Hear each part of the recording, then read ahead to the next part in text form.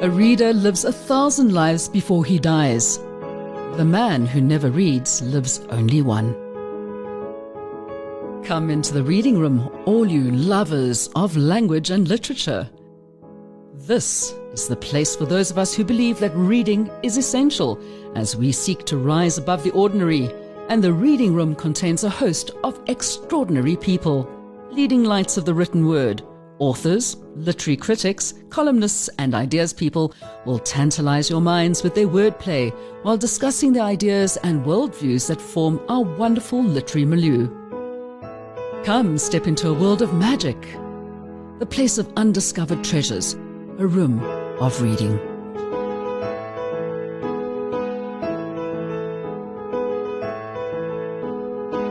And a very warm welcome back into the reading room, the place where you can find out about books, about the written word, the spoken word, and of course all the people who come up with all of these amazing ideas. One of the people who I know through writing blogs for sapeople.com, and that's where we first actually got in touch with each other, is Ted Botha. And then I found out a little bit further down the line that he is actually more than just a blogger. He writes all kinds of things. So I've asked him to come into the room to join us and to tell us a little bit more about what he does, what he's written, and how it's all going. Ted, thank you so much for joining us. Pleasure. Okay, so tell me, what is your background? Where did you start off with everything, and why writing specifically for you?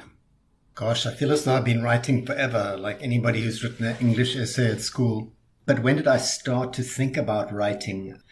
You know, I did a postgrad in journalism at Stellenbosch, which kind of led me to become a journalist. I mean, I could have gone straight into newspapers. But anyway, long story short, I did a trip through Africa in the late 80s, and it was just trying to discover Africa. And when I came back home afterwards, it was about 8 months later, I just thought, I need to write a book about that. And I don't know, going from writing an article for a newspaper or a magazine into writing a book is a completely different thing. I don't know. It's like running around the block versus running a marathon. You know, why do you actually decide you want to do the next thing? And it came not too hard. So I just kept on doing that. And over the years, I haven't really stayed with one particular genre. The book that I wrote at the time was called Apartheid in My Rucksack. And it was basically the book, I've got it here. It says The Compelling Account of a Young South African Abroad. And basically, it was me as a white South African trying to come to grips with trying to see my continent, Africa. But it was at a time before 1994 when it was difficult to get into these countries. And no matter how hard I tried, another passport, I kept coming back to my surname, Botha, which everyone knew in Africa, and I was unmasked wherever I went, and I was a South African, a terrible South African. So rather than... But you were born in New York, weren't you? I was, which is how I got a second passport to do the traveling. But, you know, in Africa, the name Botha at the time was very infamous, and it's like traveling around Europe as with the surname Hitler in 1946. Everyone would know exactly who you are and where you came from. And yeah, it was the voyage of discovery, really, of discovery of myself and a little bit of Africa and the Africa that I saw. And I did a lot of travel journalism afterwards, but I never wrote another travel book. I kind of veered off into other directions. So, but you've written for a lot of newspapers, not just in South Africa or online, but also overseas. Yeah, so I wrote a lot for South African publications, and then I started branching out into English, into Britain, and then into America. And so in the late 90s, I moved to New York and started working for publications there, newspapers, magazines, mostly as a freelancer. And at the same time, I actually went to New York to try and get a book published, which was how I'd already had one published in South Africa, which was Apartheid in My Rucksack. But then I went to New York, and my ambition to go to New York was really to work for publications there and to get a book published there. And after a couple of years, I came across the story that I thought was a great book, which was my second book, which was Mongo, Adventures in Trash, which was basically about people who gather on the sidewalks what other people have thrown away. So, I mean, you see it in South Africa, you see it all over the world, where your garbage is somebody else's valuable, and one man's trash is another man's treasure. But in New York, it's kind of the ultimate, because it's this very high-end society with nowhere to throw their stuff. And so they just put it on the sidewalk, and it's furniture and everything. And I started collecting stuff off the sidewalk that I swore that one day when I got my own flat in New York, I would furnish my own flat from what I gathered off the street. And I did it. And then I thought, well, this is really a story. So I used to go out late at night on my bicycle, and I used to find other people who were collecting, and they usually work in the small hours of the mornings. And I found about 12 different people, or 12 people gathering different things. Finding them alone was a very, very difficult thing, because they tend to be people on the outside of society, don't like to mix very much, don't like to talk, feel quite threatened when you come up to them. So I had to kind of cajole them. And anyway, I found these 12 people. So they gathered things like furniture. One collected jewelry. The other one collected computers that she fixed up.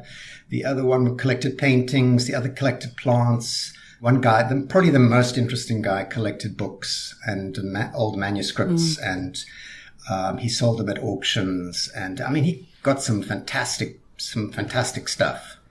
I mean, he even found amongst a block of papers that had been thrown out, an old Toulouse-Lautrec etching. So, I mean, for anybody who doesn't know, Toulouse-Lautrec was a French artist back in the 19th century. And I think he got about $10,000 on auction for this etching, And I mean, the weird thing is that he found it, and the weird thing is that somebody actually threw that out, whether it was by mistake or whatever. Yeah, so that was my second book. And, so it was very different from the first one. So I kind of hop and change between genres. And the next two were also very, very different. And then you also did one with Jenny Baxter from SA People. And this is where I found out about you and all your books when I was talking to you about that. Yeah, so when we started communicating when she was living in Australia and I was a South African in New York, and I wanted a website designed, and I wanted a South African to do it. And, I found this couple in Australia who were making websites. And so we started chatting online, and we discovered we had very similar reactions to being South Africans abroad. How did we fit in? How didn't we fit in? The questions that immigrants throughout the world ask themselves all the time, like, why was this a smart decision? What didn't I factor into it? Why are my kids acting strange? All these things. And, then she said to me, you should write a book about this. So then I said, but you should write a book about it. So then we landed up writing a book together about it without ever actually meeting each other. So we used to bat each other the questions and answers on email. And that was how the book got written, which was The Expat Confessions. The Expat Confessions. Yes. I like that a lot. I think that there's many of us who at some stage or another may have been an expat, but there wasn't a lot of us who are older, there wasn't the internet. We couldn't go online and find out information. So those kind of books would have been really helpful for South Africans traveling abroad in the dark days. I think it's true. Like to say. Even today, I mean, even with the internet, it's now, 17 years or 18 years.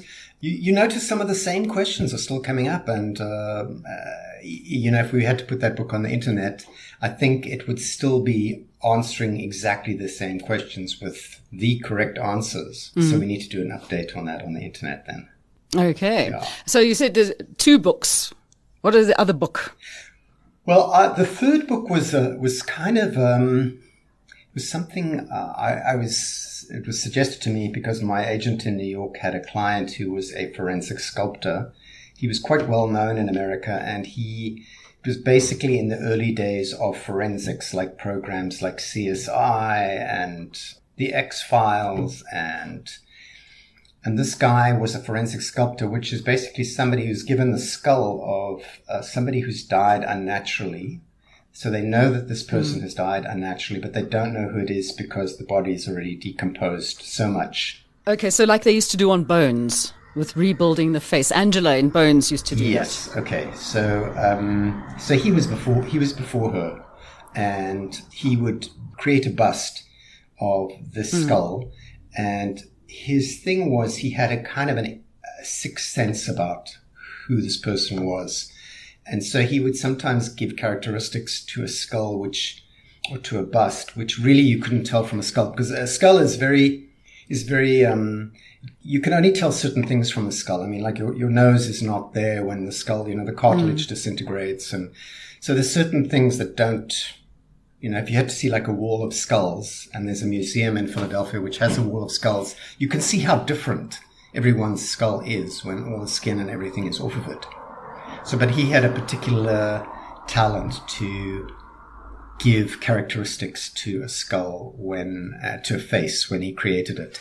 And he had quite a few successes, and then he was used to track down fugitives as well. So people that had committed crimes but had then disappeared. So there were some from the mafia. There was a famous man called John List who had murdered his wife and his mother and his children and then disappeared.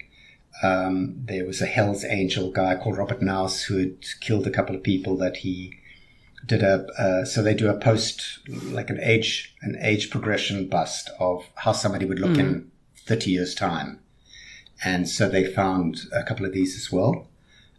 So basically it was a story about him and how he got involved in trying to solve a whole lot of murders that were going on in Mexico at the time, where a lot of young women were being murdered and their bodies left out in the desert, and they were decomposed so much that nobody could tell who they were.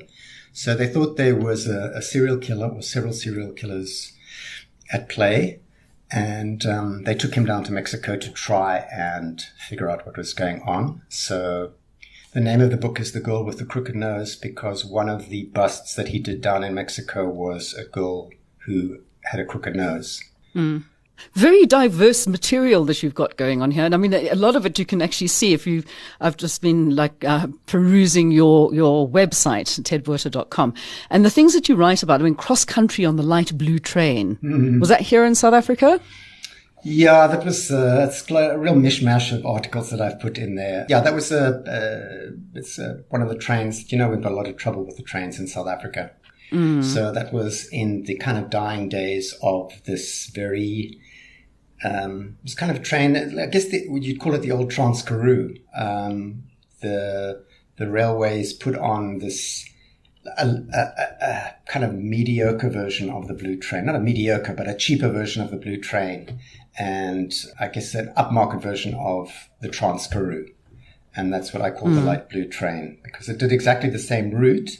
And you got like a towel and a robe and little slippers and products in your room. And you got a little couchette or a little, whatever they call them, sleeper room. So yeah, that was that story. A coucher or a banquette. There you go, that one. But I mean, there's a lot of trains on, and for me, I'm a big train fanatic, and I'm very sad about the fact that train travel has kind of really gone the way of most things here in South Africa, which is terribly sad. That it's so difficult to do it. I used to love going on premier class. I'm guessing that the light blue train was just like a step up from premier class, yeah? No, that was it. That's what it was, premier class. And I miss that. I miss that traveling. But I mean, you've traveled a lot, and you've done, I mean, what was Waiting for the Diamond Seas about? Is that like with the diamond divers off the West Coast? That was an article I did for Esquire in England. Yeah, so that was the Port Nolloth guys. I did another story about diamond diggers in West Africa who I was kind of confused with that. They used to go down and find diamonds in old discarded mines. Very much like the Zama-Zamas in South Africa. Yes. Okay. Now, when you went to Ponty, this is another thing, because I've done a lot of work with Ponty on when they've had Mandela Day and going and helping them do the cleanup there. So did you do the story at Ponty before or after they had cleaned up? Oh, no, it was way after. It way after now. I don't think I wouldn't have gone in during that time. I actually saw that they have another run coming up. If anybody is interested in that, they do a run up Ponty. They do it, I think, once a month. Mm-hmm. So you run from the core of the building up to the top, which is 50, I think it's probably more than 55 floors. And then you have a breakfast at the end. Okay. So, I think I'll give that one a miss. People are still asking if they can go to Ponty, and they don't realize that it's being fixed up for quite a few years now. Yeah, no, they've done an amazing job there of actually sorting it out, because beforehand it was just absolutely appalling. It was like really bad. Okay, so I mean, you've written stories about places, I mean, America, about in the Seychelles, England, South Africa. Where has been your favorite story? And I know it sounds like a weird question, where has been? Which country, what was it about? That's why it has to be, where was it? I don't know, probably West Africa, I think. I did a book that was never published about a trip I took in West Africa in the 1990s with a South African woman who had been living in Ivory Coast for quite a few years and raised her family there. And every few years she took what she called a bush trip through West Africa, and she invited somebody to go with her. And basically it was just taking back roads through West Africa. And for me, it was fascinating because, for one, I'd done this kind of aborted trip through Africa and written a book about it, but that was all through the English-speaking countries. And for me, West Africa was just this zone that I knew nothing about. I mean, it's so different from the Africa we know. I mean, South Africans mostly go to, Mozambique, to Kenya, to Zambia, Zimbabwe. But very few people in general go to West Africa. And so for me, it was just this amazing thing. And she's a very engaging person. So it was kind of like a travels with my aunt, traveling with this very eccentric woman, older than you, who has a very particular way of seeing the world and going through a very interesting area. So we went from Ivory Coast to Ghana, to Togo, to Benin, to Niger, back through Burkina Faso, back to Ivory Coast. So it was kind of a round trip. And then we did a couple of excursions as well for conservation reasons, because she was working on some projects with manatees, which are like, what do they call them? Sea cows? Yes, the sea cows, Do you know what a manatee looks like? Yes. Yeah, it's the ones that they used to think were mermaids. Yeah. And also how they managed to get that one right, I don't know. But anyway, they said that the sailors had been out at sea so long they couldn't distinguish. So we did a couple of conservation trips, which is, I mean, conservation in West Africa is very different from East and Central and Southern Africa. I mean, there's basically there for no animals left at all. I mean, really, you hardly saw a bird, nothing.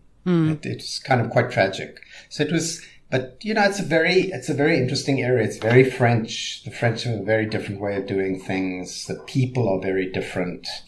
The light, the air, the architecture, the layout of the cities, it's completely different. So I wrote this book, and I kind of found it fascinating, whole area. Oh, that's amazing. I mean, as I said, it's like a whole bunch of different stuff. So how many books have you got in all? 6? Don't know. Forgot. I haven't really been counting. I don't know. However many. Yeah. No, I did a privately written biography of a financier at J.P. Morgan in America that I was commissioned to do. I've written a novel that was self-published on Amazon. So I guess, I don't know, 7 published in all, I guess. Yeah. And then a couple more not published. Those ones that you've got sitting on the back burner. Are they going to see the light of day? What do you have in the pipeline at the moment? So I've just finished a book about a chap called I.W. Schlesinger, who came out to South Africa in the late 1800s. And in 1915, he'd made a lot of money in Johannesburg and South Africa. And he started to create his own Hollywood in Africa, in Johannesburg. And as preposterous as this sounds, it really was like Hollywood. I mean, he spent as much money on movies. He made them as big as Hollywood. He brought out directors and actors and producers and writers and scenario people. And he built a studio.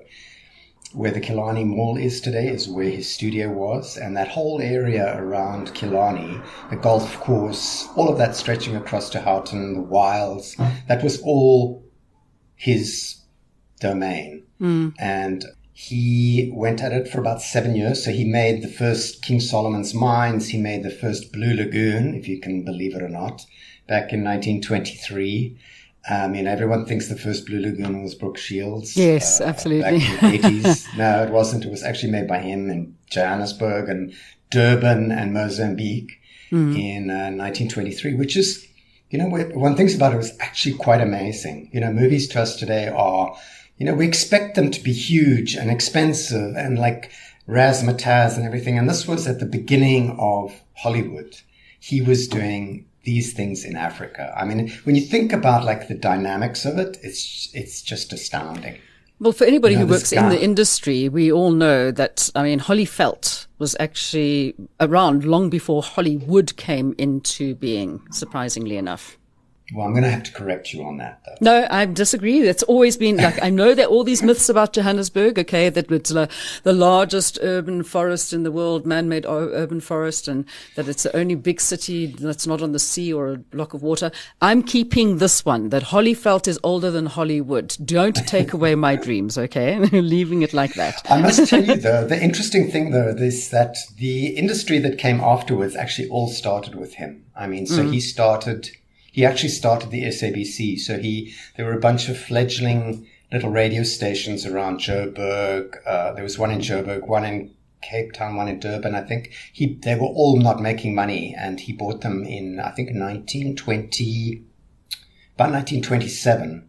And then he made them into the Africa Broadcasting Corporation. And then I think in the 1930s, he sold them to the government. So he was that. He started so many things in South Africa that one doesn't even know about, but he's a very low profile guy. He didn't like publicity.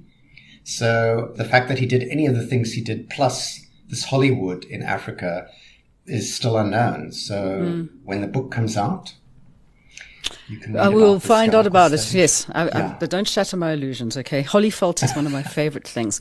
Okay. So there's that book. And what about the other ones that you have written and not yet published? Are they being worked on? Or are they ones that you're just going to dump? How does the process work? I have another book that is doing the rounds with publishers at the moment on Daisy DeMelka and the era of murders in Joburg. People think that Joburg crime is something new, and it actually is as old as Joburg. It was back in the early days, it was known as the University of Crime, amongst other things. It had a lot of good names and a lot of bad names. It was the Miracle City, the Sunshine City, the University of Crime, Judasburg. So it had a lot of names, and I don't know, I find that very fascinating. And that era of like the 1920s, when there were so many rich characters in the city, and one of them was Daisy DeMelka, who, if people don't know, was who killed apparently a number of people, even though she was only found guilty of killing one person, which was her son, who she poisoned, and for that alone she got the death penalty. But it was also suspected that she had murdered two of her husbands the same way. And then she also had 4 other children that died very, very early on, and they never really had a proper diagnosis. It was just called convulsions, which was very common at the time because they didn't know what it was. And it was probably poison in her case. And then there was, at the time of her trial in Joburg, which went on for a month, there were some Rhodesian guards waiting at the exit to arrest her if she was set free, because they wanted to arrest her for the murder of an uncle and a fiancé and somebody else in Rhodesia at the time. So she had a good, 10 people that demised because of her. And so the book that I've written is basically about the time that Daisy was doing her killings in Joburg, and quite a few other murders that happened at the same time. There were some really, really interesting murder sprees, like the Foster Gang. Do you remember the Foster Gang? Yes. So the Foster gang was they hung out. They hid out somewhere in Kensington in a cave. That's it. They hid out. They hid out in the Kensington caves, and they all killed themselves.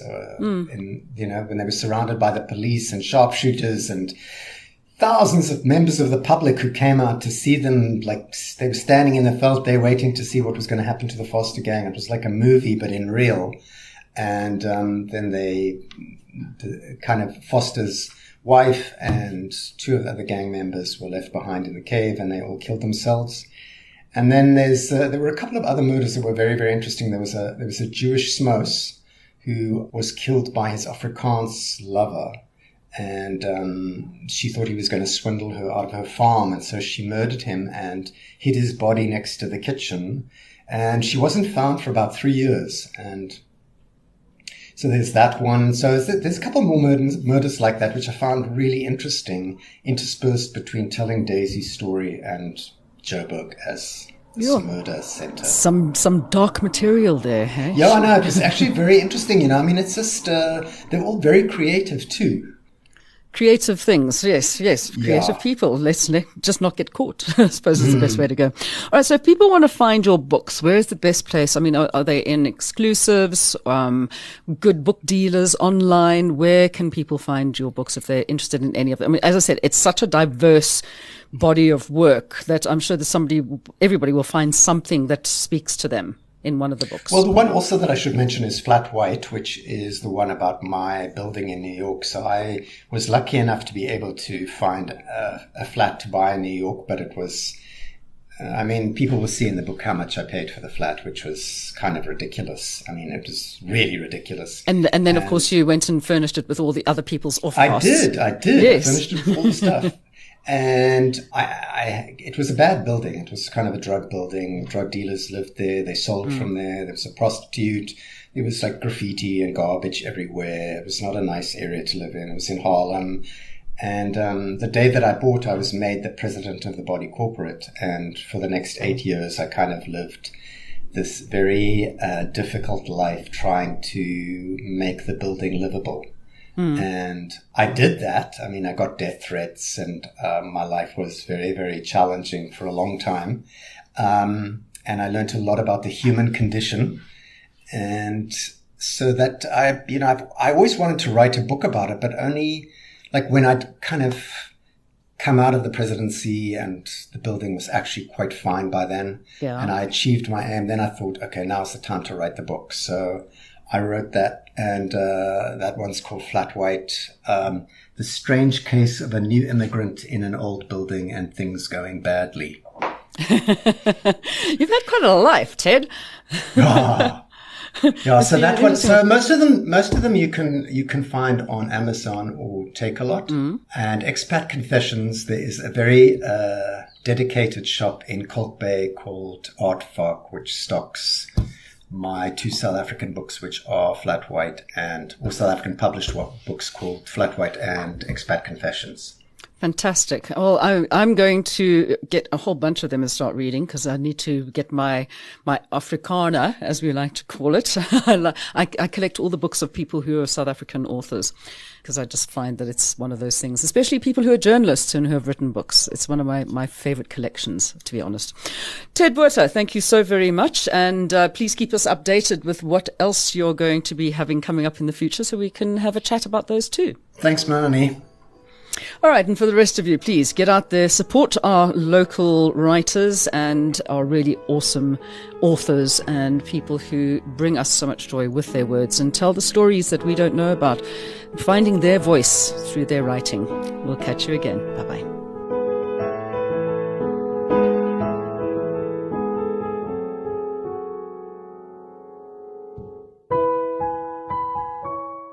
You've been listening to another production from Solid Gold Podcasts.